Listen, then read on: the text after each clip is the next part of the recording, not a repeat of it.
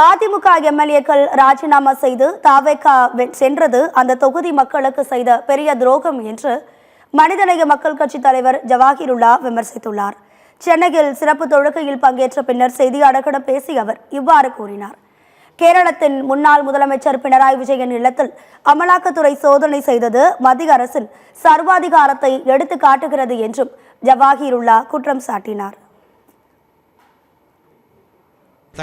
தங்களுடைய தொகுதி மக்கள் அதிகமாக வாக்களித்து அவர்களை ஒரு குறிப்பிட்ட கட்சிக்கு சார்பாக வெற்றியடை செஞ்சுருக்காங்க.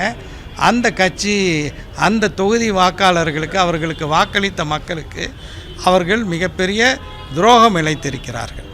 கேரளாவினுடைய முதலமைச்சராக 2 முறை இருந்தவர் பினராயி விஜயன் அவமானகரமாக அராஜகமாக இழுத்து சென்றதெல்லாம் ஒரு ஜனநாயக நாட்டில் நம்ம வாழ்கிறோமா, அரசமைப்பு சட்டத்தை மதித்து நடக்கக்கூடிய வகையில் இந்த நாட்டினுடைய ஒன்றிய அரசு செயல்படுகிறதா என்பதை பற்றி மிகப்பெரிய ஒரு சந்தேகத்தை எழுப்புகிறது.